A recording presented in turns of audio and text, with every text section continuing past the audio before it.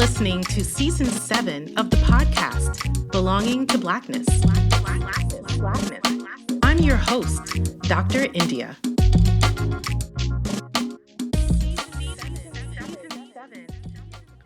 Welcome back to Belonging to Blackness, the space where Black brilliance, beauty, and boldness belong unapologetically.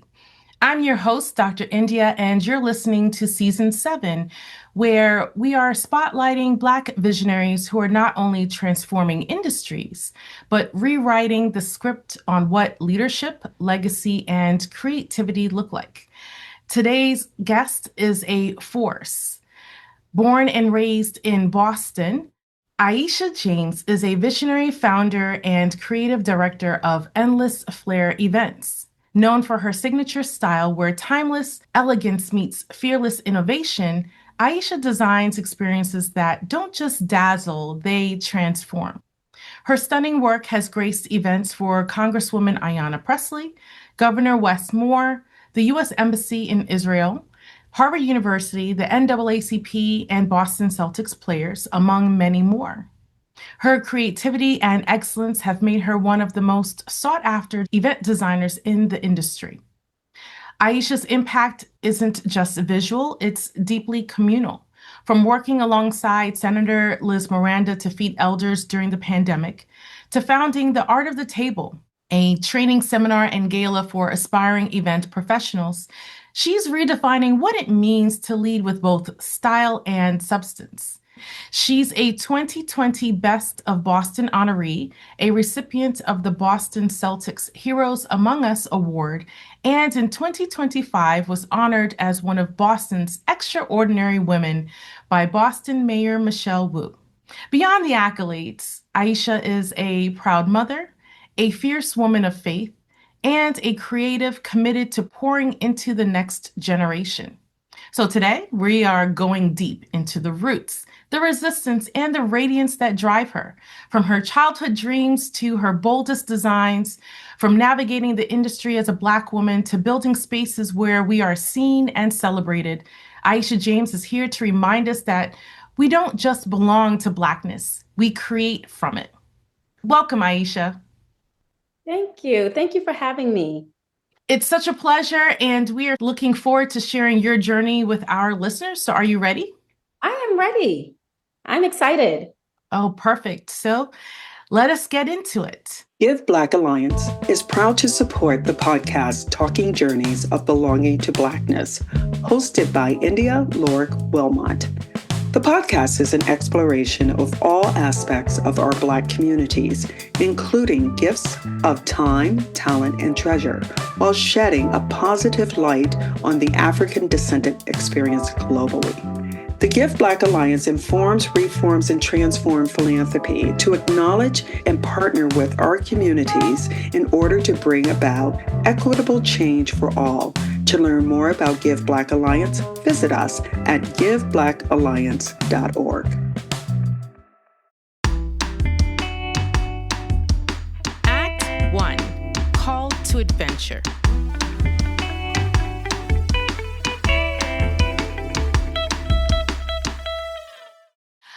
Ieasha, so I've always remarked that much of what inspires us and gives us purpose is autobiographically rooted. Take us back to young Ieasha who grew up in Boston.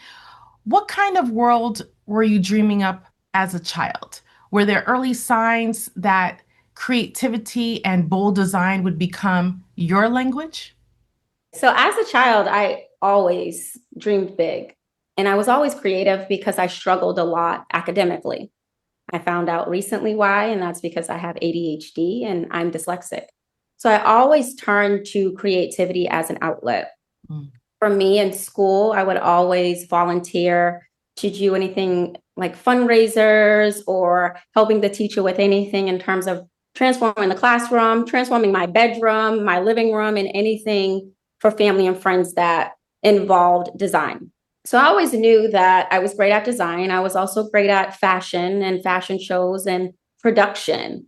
It just was not academic. But in terms of creativity, that's always been embedded in me since I was a young girl. I love arts and craft. I love it today. I loved it back then. And that's how I was able to express myself ever since I was a young girl. So I do believe that it's my calling to do what I do. I have been able to include emotion in my design in terms of how people want to feel when they walk into a space. And that comes a lot from my relationship with God. But creativity has always been embedded in me. In any job that I've had, even working in healthcare for 17 years, I created activities and things to have that creative outlet. I love that. Recognizing that everyone's path isn't a very linear, traditional trajectory of we go to school, we do this, we do that. There are things that are all around us that ignite my passion. How my brain works really intrigues me in this particular way. Who or what poured into your creative spirit growing up? Were there specific people or places or particular experiences that ignited this passion for you around design and perhaps a visual storytelling?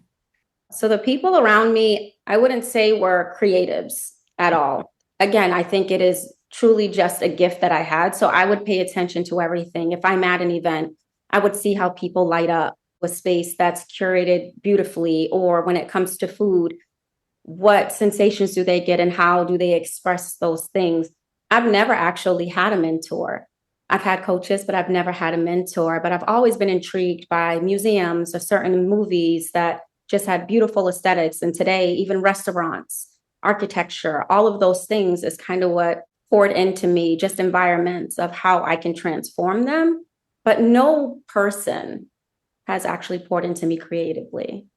That's so interesting that you say that. What's the distinction that you're making between a coach and a mentor?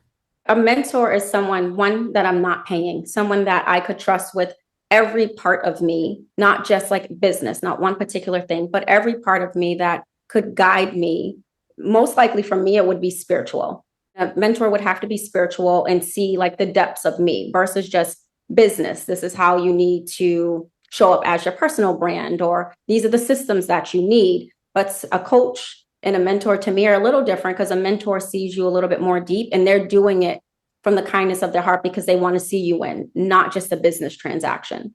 I'm talking to a mentor more often and I'm hopping on the phone with them like, I'm stuck in this place. Can you help me? What do I need to do? Or how do I need to show up? And it may be a season where I just need to be still, right? And a mentor is going to come from that lens versus my coach is going to make sure business wise, I'm still moving forward. And I do both currently. I mentor young girls, so I wouldn't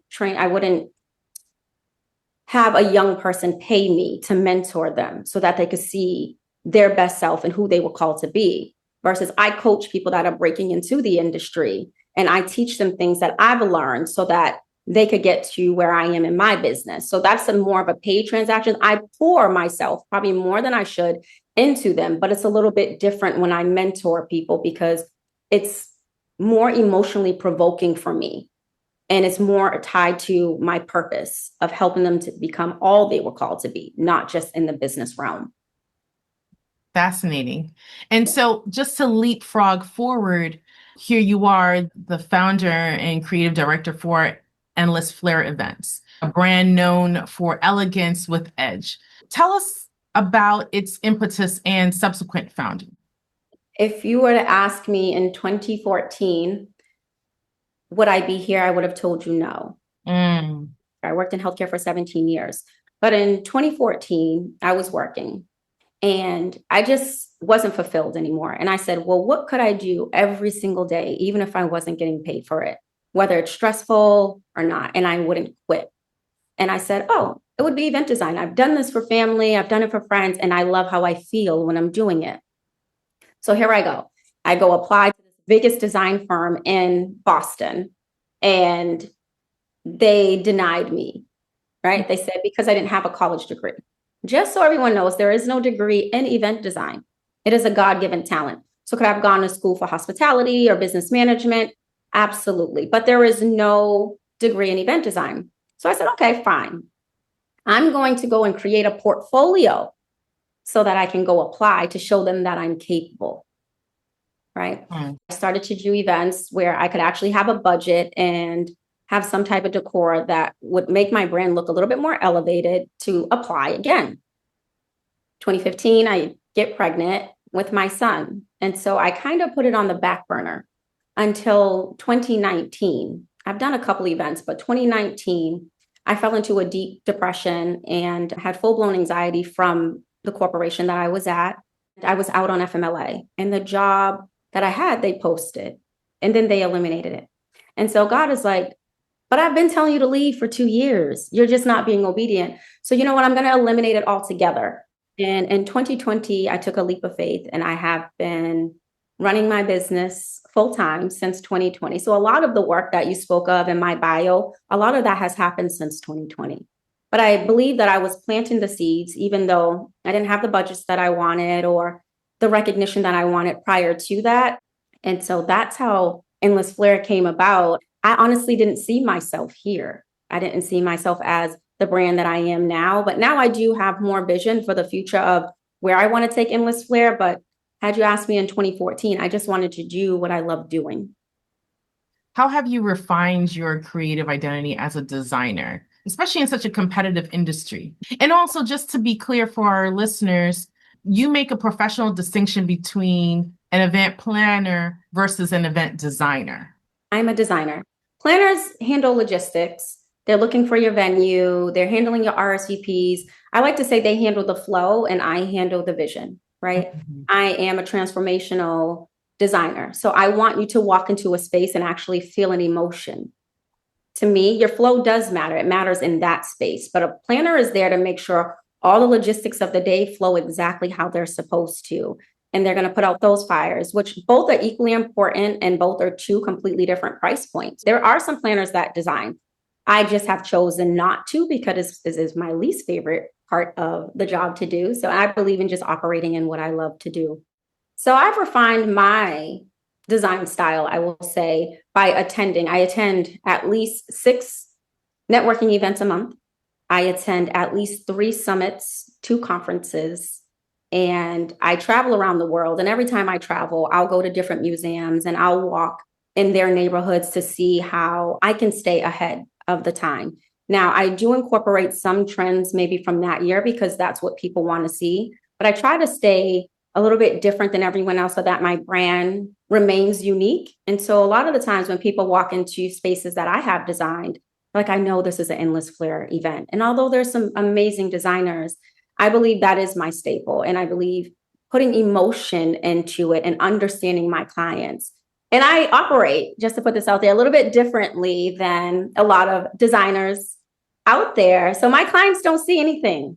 They do not see one single detail before the day of the event. But what I try to do is sit with my clients and understand them wholly, right? And so that they feel seen, heard, and included in the design process, although they had nothing to do with it. I do accept like mood boards or Pinterest boards from my clients, but that doesn't mean that's the exact direction I'm going to go, but they will always feel like they were a part of the process. And so for me, that is removing all of the stress that comes with this industry from my client. I know there are some clients that want to be so hands-on, but it's going to create more stress in your life if you know every detail. 99% of the time, nothing goes as planned. And so I believe I take on that stress from my clients because they have other things to do, like attend to family and go on vacation and spend the time elevating their own self and their businesses. I just operate a little bit differently than other people. And I love the fact that you're saying that when people walk through your events, they know immediately that it's Endless Flair. So for you, being a Black woman at the helm of, in many ways, this is luxury event design. How have you navigated spaces where you may have been underestimated or overlooked? And how do you now take up space with intention? That is a great question. And I can honestly say, I always have shown up as myself. One thing that was rooted in me from a young girl was to believe in myself, to be confident in who I am, even through the mistakes that I've made. And so I walk into rooms as if I belong there because I do. And so I've never had that feeling of feeling like the underdog. I'm always looking to learn from others that may be further than me in business or in life. I'm intrigued by the mind, by mental health. And so I'm a listener and I feel energy, but I've never felt like I didn't belong in any space. And that's powerful because as a creative, when we show up, there's a lot of us that goes into our work, even if it's not for us, there's a piece of us in everything. And sometimes people are just like, oh, you're not what I expected in this particular turn.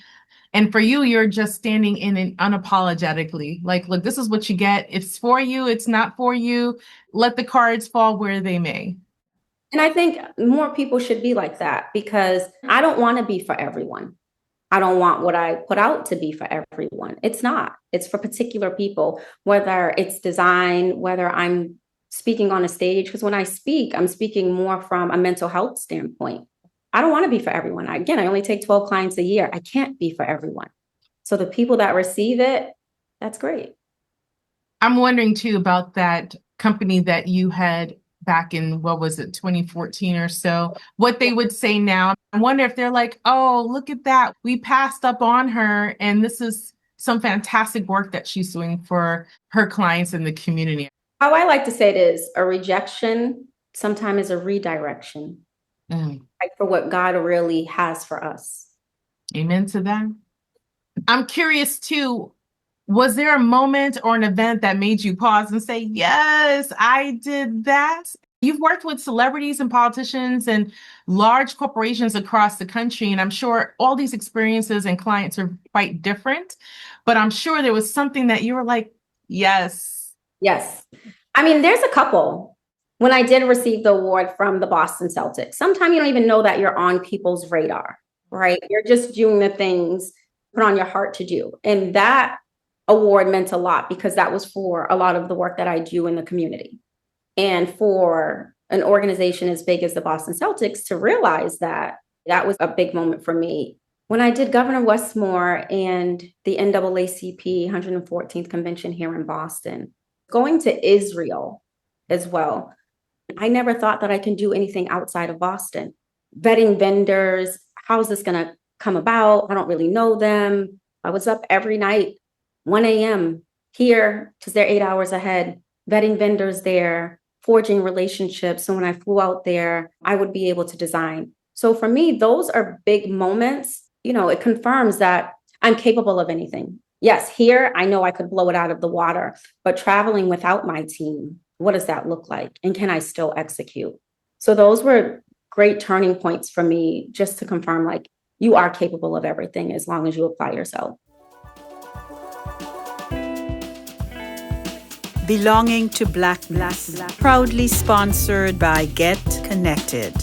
Get Connected is a nationally recognized premier cross-cultural and inclusive business networking organization for professionals, business, and civic leaders, entrepreneurs from all cultures across industries and sectors. Our mission is to curate meaningful cross-cultural business and social connections while amplifying, celebrating, documenting, and showcasing the contributions of people of color and allies across our communities.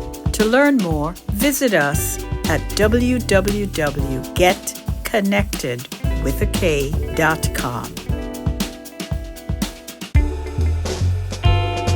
Act 2, The Road.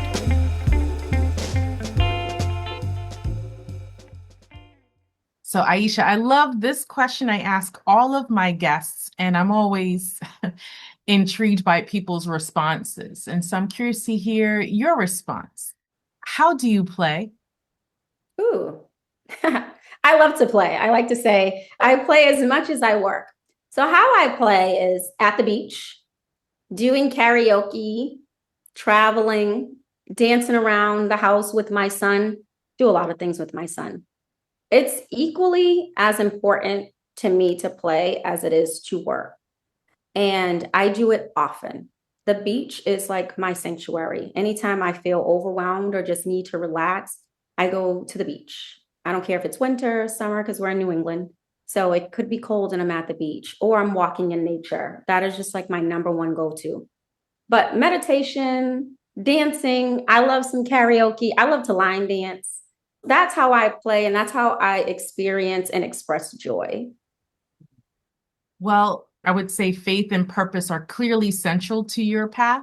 Yes. So, how do you stay grounded and creatively fueled in a fast-paced and ever-demanding industry? With intention. Mm. Every night, I write down my to-do list. And again, because I have ADHD, I have to write everything down, even drink water, eat. I have to write it down. But it always starts with prayer, meditation, grounding, journal every single morning. And I believe that's what grounds me. I also get massages a lot. Writing those things down, drinking water, and keeping God first helps me move forward in this space. It can be very overwhelming. Sometimes you don't know what to design, right? So where does that inspiration come from? And I know for me, sometimes it's just a fog, and maybe I am too distant from God because he's going to guide me in where I need to go. So in those moments, maybe it's time to fast, or maybe it's time to pray more.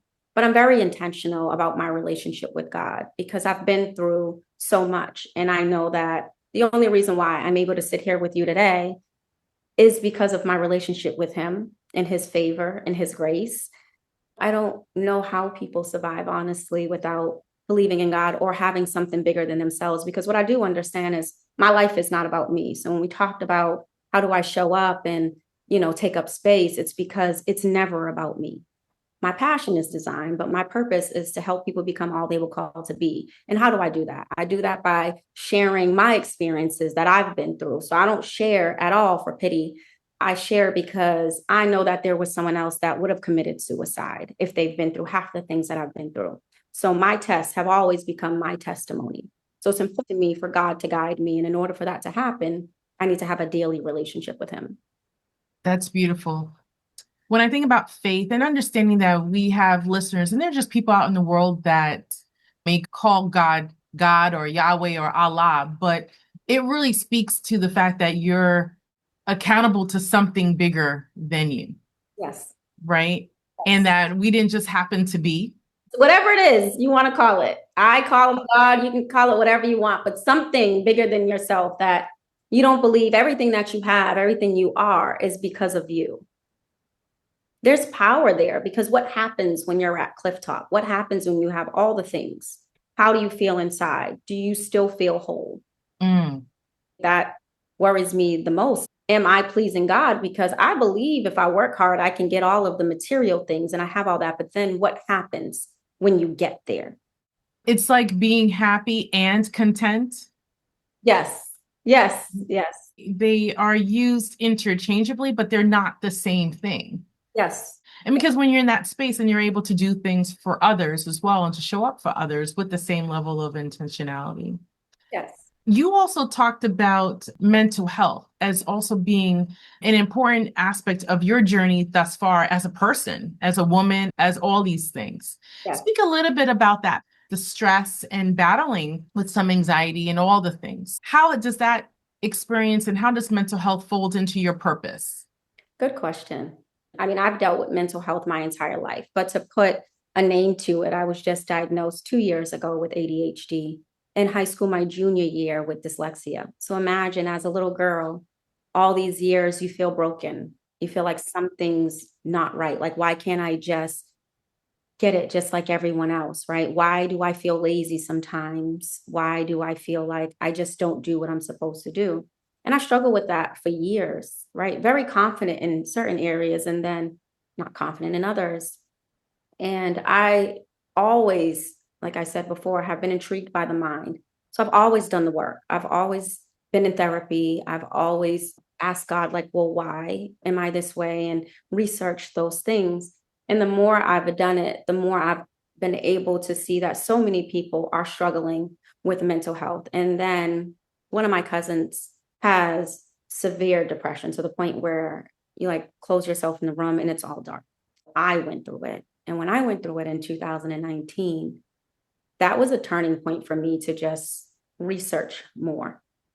And the more I research, the more I'm able to help other people. So I still have a lot of down days because if people do not know ADHD, you're missing all of your prefrontal cortex, your executive functioning skills. For you, if you're a neurotypical person, focus and time management, just being able to organize things, that comes very natural for you. For us, we're missing the things that help us do that. So you can imagine how much on a daily basis that you get distracted, which is why I have to write everything down to just even complete a task. We're great creatives. We're great at thinking outside the box. We are great at recognizing patterns where other people cannot. We're great at feeling extremely deeply, like emotions, but we're just not great at the other things. And I had to learn that, okay, this is my superpower. Because before it was tearing me down because I was trying so hard to be able to do these things. And now I just look at it like, oh, I just wasn't created to be like everyone else. So I had to tell myself, you're not broken. You're not too much, because you go in between this. Am I too much for people? Am I not enough? Like, it's so much because your brain just kind of is always going. It never shuts down. But you're not broken. You're different. You're wired differently. And that wiring is the superpower.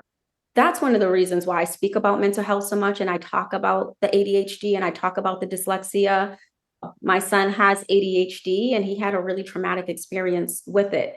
And for me, it's just like I was saying about God, it's bigger than me. I have to normalize the conversation. I have to learn everything that I can about it and other mental health diagnoses to help people and to understand people. That's why mental health is big for me, because I understand as Black people what we've been through. So I understand history, right? And so I get why we function the way we function a lot of the time, but we're walking around unhealed. And if I can, in these conversations that a lot of people do open up to me, if I can shed some light and, maybe this is why, and maybe you should seek therapy. Oh, I went to therapy. People think I never even gone to therapy. People think it's so easy for me. And I believe like my job is to normalize this conversation and talk about the struggles, because it doesn't make me weak. And I think that is what a lot of us think. Like if we reveal these things to people, that they're going to think I'm weak and I'm not capable of the job. I'm very capable of doing the job. I'm actually more than capable of doing the job, right? Because I'm harder on myself than a client could ever be on me. You talked about your son. So, how has being a mother shaped your work ethic, your creativity, and your vision for the legacy you're building? I feel like I could still work more, honestly. I think of balance, because I know as a child where my mother worked a lot and she wasn't able to attend things at school and all of the things. I make my son a priority in every single thing I do. I've never missed anything out of school. I don't care. Even when I was working, I would take the time off, even when I wasn't supposed to take the time off. Now I'm able to show up for everything on the weeks that I have him. I mean, I'm a little blessed because I do week to week with my son's father. So the weeks that I don't have him, I'll work until 6, 7 p.m. The weeks I have him, everything shuts down at 1 p.m., right? Because he is the priority and he will not be young forever. And I'll have a whole bunch of support. When I have him, it's just he and I. But he's changed me to also just look at myself a little different and give myself grace. I have to give him grace because now I understand he's not doing certain things just because he wants to. There's impulsivity that comes with ADHD, and he doesn't know how to manage that. So if I can't be a great example for him to do that, how does he grow up and be a strong Black man later in life who understands himself and has emotional intelligence, right? And he can articulate himself so well. He would not be able to do that if I was not present. Right. My work ethic, I feel, is great, especially when I have projects. However, I only take 12 clients a year so that I am available for my son. And I can imagine when I asked you the question, how do you play? When you are out on the beach doing karaoke or traveling, that your engagement with your son, your creativity, all that sort of blends in, because children have a way of almost giving us adults sometimes the permission to play and be silly in certain circumstances, because you could say, oh yeah, no, I was just doing it with my child here. Meanwhile, it was you who spearheaded the whole activity. My son, he's a creative on his own. He is a creative. He loves to draw. He loves to build. He tells everyone he works for Endless Flair because he's gotten paid for a couple of jobs. It's like, I've designed open streets for the past 3 years. And he's designed some things where they have worked, and he says, oh, so can I get paid for that? So then we had to have the whole negotiating conversation. His therapist asked him, because we're talking about time management. Unlike me, time management is a little tough for him. Organization is a little tough for him. And so at the end of it, his therapist is like, oh, so Christian, what is time? What is time, Andrew? He goes, time is money. My mother says it all the time. So he's listening and he's there, and I take him to meetings and he comes to setups and all of those things. So yeah, he's very present even in my work and my creative life as well. I love that. Tell us about the art of the table and why mentorship and representation in the industry matters to you. Art of the Table came about because when I started in this industry, I did reach out to people to ask them to mentor me, and everyone said no. So I made a lot of mistakes throughout my journey. And I said, one day when I get to a certain point, I am going to create a blueprint so that I can help people get further along and struggle less than I had to. And I've attended some conferences or some workshops that just were not worth the money. It was a tell-all, but they were gatekeepers. I'm sharing it all because I believe whatever gift I have or whatever sauce I have, you can't have the same sauce. God would never give you the same thing. Even if you're talented, you're going to use it differently or whatever. So I am an open book. And some people have said, you share too many gems. Even people that I've coached, they're like, is this all included in this one thing? So they're thinking like, oh, I should have charged more for X. But I knew what it felt like when I first started and nobody wanted to give me anything. And so that's how Art of the Table came about. And that's how coaching came about. It was really to help them. Mentorship, I've always done that. Even when I worked at that organization, I met with each staff, and I had 60.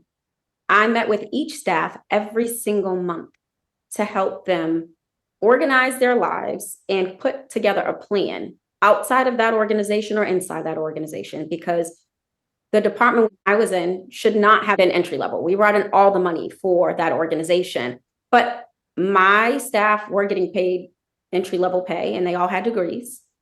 And so I would always come up with a plan for them in terms of how do you want to grow in this organization, or what do you want to do outside, whether that was going back to school, entrepreneurship, or whatever. I always have mentored. But as of right now, I mentor 16 young girls for an organization. I'm passionate about it. I love giving back in general. So I mentor them, but I coach people that are in the industry, and Art of the Table is just another platform for that. You have to pay to go, and I only accept 30 attendees per year to attend this because I believe that I'm more impactful if I'm able to go around and touch each person. People are like, oh, you should invite like 100 people, 200 people, you could get more sponsorship. Again, it's bigger than the money for me. It's how am I helping people truly change their lives? And as of right now, I see that through smaller groups. So Art of the Table is a 2 to 3 day conference. The last day is the gala, but it's 2 days of hands-on training with my balloon artists, my florists, with me in terms of how do I conceptualize, design, where do I get inspiration from, and how do you even set a table? Because you will be surprised how many people do not even understand how to set a table. So we go through all of that. And then the second day, I'll have guest speakers that come in from the industry, one that's always talking about mental health. And the third day is a celebration. I know that there are people who don't know how to set the table because I've seen how people eat at the table. So I can imagine that in the space of luxury event design, it requires a lot to bring people under your tutelage to really guide them. Not everyone has the same sort of experiences, and that, the art of the table is not just literally the art of the table of setting and designing, but it's just what happens when you're sitting at the table, that proverbial table that people always talk about, like, oh, grab a seat and sit at the table. Well, here you are. Here's the art of it. And the table might be oblong, it might be round, but yet there's a place setting for you. So what happens when you get there? I presume that was perhaps the metaphor. Yes. I like how you explained it. Yes. Now, I'm still stuck on the fact that, and it saddens my heart because I've benefited from mentorship, that you yourself never had the opportunity to really experience that. Because I would think a lot of people love mentorship. They love being able to have opportunities to talk about themselves to other people. Maybe I didn't ask the right people. Some of the responses that I did receive is, well, I don't know how to mentor. Like, all I do is work hard. Right. So you would just help me with what you've done when you worked hard to get to where you are. But I also believe people are so scared of your potential. It's something I've been in prayer about because I'm in a different era of my life that I need a different coach for where I am now, not for where I was last season. And so I've interviewed two coaches, but it's asking God to bring the right person to me that wants to mentor and sees things in me that I don't even see in myself. I think that's really important because this is where I see you. I think that's the purpose of a mentor and also, like, let's say even a partner. God is going to connect you with people that sometimes you don't even see your greatness in that area, and they see where you can go. And it saddens me too every time I talk about it. I've had coaches because I pay coaches. I've never had a free coach. I pay my coaches a good amount of money to get to where I've been, but there's been three people that I'm like, yeah, I might ask them. And then I've seen certain characteristics that just do not align. Mm, I'm like, yeah, so I'm not even going to. right.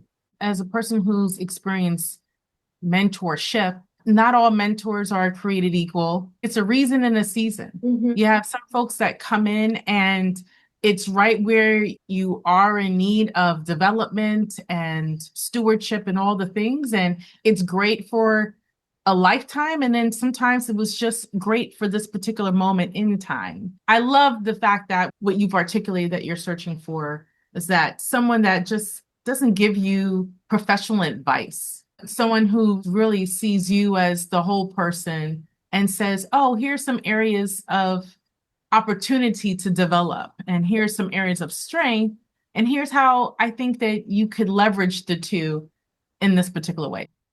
I'm excited for it. My therapist, she's great. She's Black. She's amazing.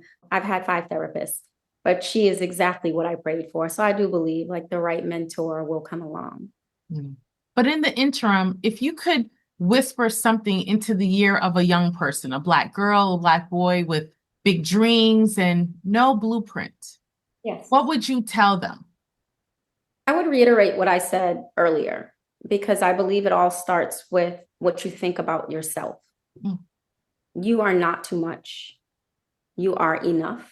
You are different, and your different is what's going to change the world. Don't wait to be chosen. Choose yourself every day. Work on yourself every day. And eventually, you will end up exactly where you're supposed to be. Because I didn't have a blueprint. You think you need one, but I believe if you trust your inner self to know you're showing up authentically as you and you're working hard to be the person you're supposed to be, I believe you will find your way. Because I think there's this misconception that everyone has it figured out and they don't. And I think if we're more transparent about that, regardless where we are in life right now, we do not have it figured out. The thing is, we don't give up and we keep searching and we keep working until it makes sense in that season. And the next season is going to look different and you're going to go through the same thing and you're still not going to have the blueprint. So it's really trusting yourself. Even when the people around you feel like they know better, you have to know what God has put inside of you, that this is what you're supposed to do. Because I've been told, oh, you shouldn't do that. You shouldn't quit your job, or you shouldn't charge that because people won't pay it, or you shouldn't. But I know what is burning deep inside of me that I'm supposed to do, right? And I'm leading with that. And I would not be here had I not just trusted that, because I've never had a blueprint, never.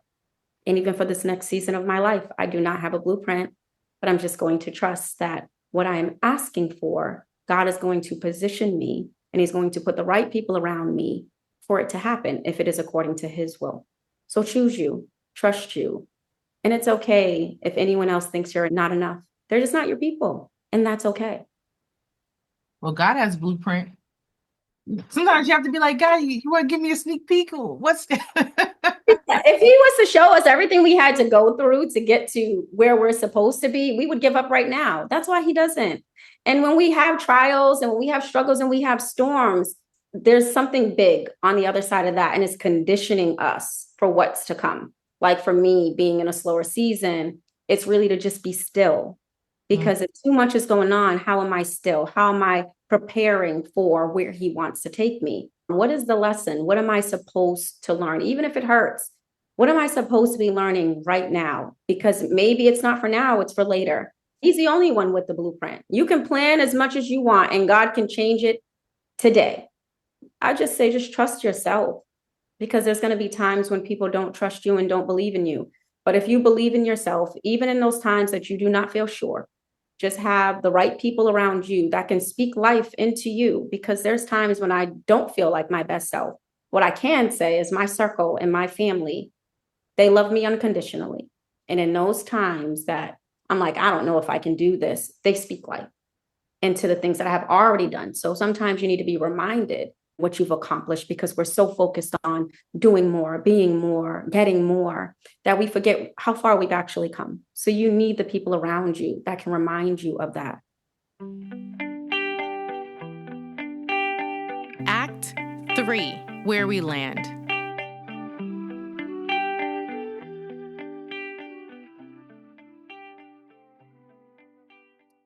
So, Miss Ieasha James, we've come to the point in our show where I'd love for you to be able to share any upcoming events, showcases, or really just where can people find you to learn more, to engage you, become a client, all of the things. Okay. So this past year, what I've been doing is really focusing on mental health and my brain for what is to come, preparing for that. So I can tell you there's a lot in store. And if you wanted to book an event, you can go on my website, which is www.endlessflareevents.com. We are on Instagram at Endless Flare, LinkedIn, Ieasha James, and underneath it will say Endless Flare Events. Well, there you have it, folks. Miss Ieasha James, thank you so much for joining us on Belonging to Blackness. Thank you for having me. This has been amazing. Thank you. If you enjoyed this episode, please share it with others and be sure to subscribe. Find us on my website, www.indialoricwilmot.com. Follow us on IG and Facebook at belongingtoblackness_podcast for the latest fashion and accessories. Visit www.shopbelongingtoblackness.com. Thanks for listening. We'll see you next time.